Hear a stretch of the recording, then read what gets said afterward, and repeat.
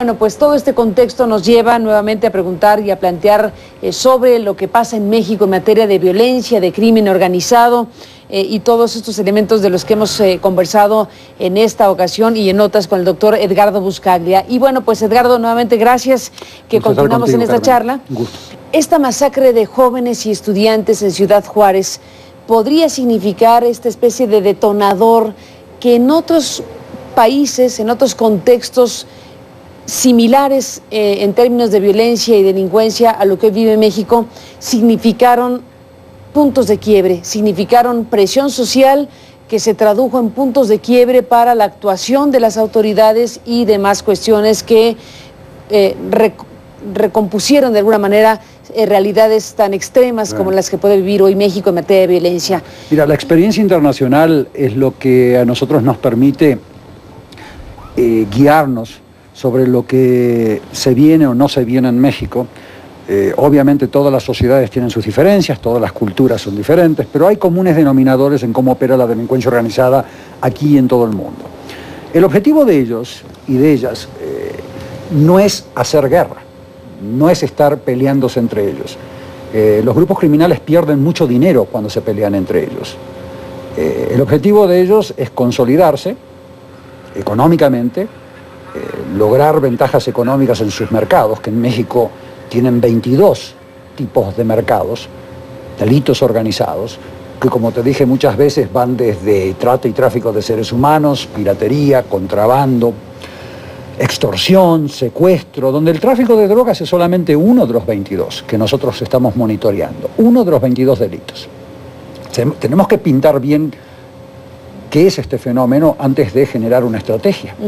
Y nosotros no notamos que el gobierno mexicano haya pintado realmente estas organizaciones criminales en su magnitud nacional e internacional.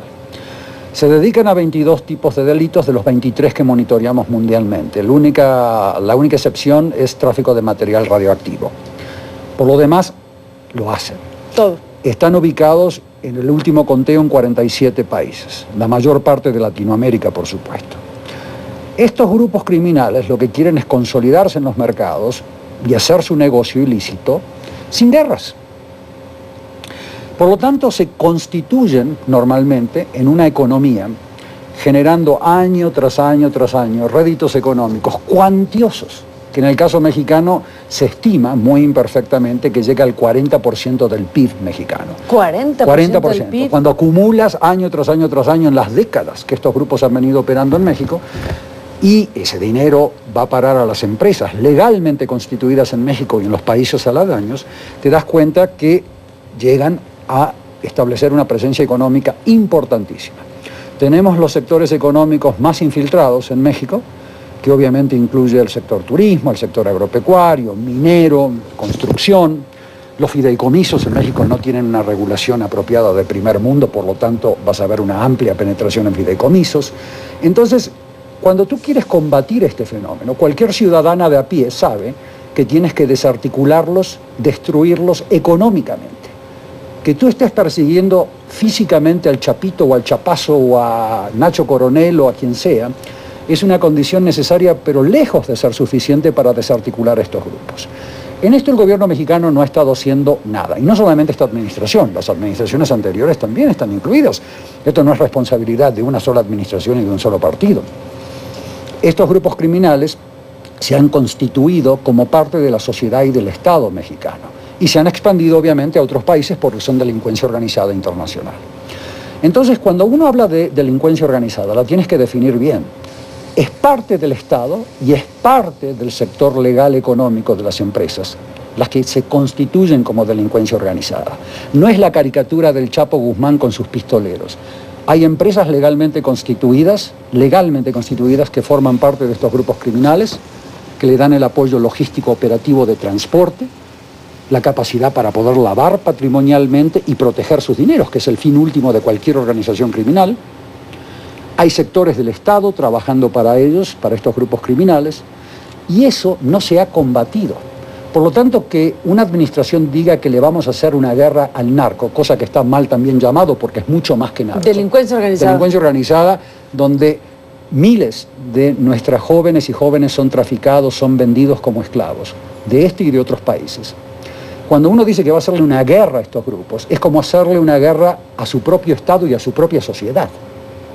Está mal planteado el problema. La delincuencia organizada mexicana es una enfermedad social que incluye al Estado y a la sociedad.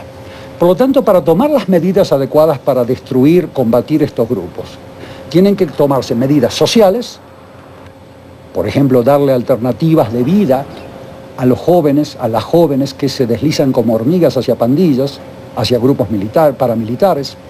En el aspecto empresarial económico, tendríamos que comenzar un operativo masivo de decomisos y confiscaciones a empresas vinculadas a grupos criminales.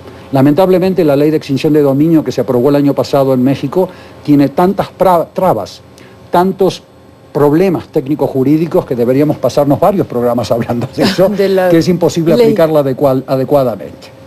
Por lo tanto, no estamos viendo de que se estén decomisando activos ligados a miles de empresas legalmente constituidas en México, con lo cual les estás destruyendo la base logística operativa de transporte, de compra de armas a los grupos paramilitares que tienen estos grupos criminales. Déjame hacer una pausa, Edgardo, y te pregunto, ¿qué tiene que ocurrir para que este tipo de situaciones sucedan? Muy bien. Después de la pausa.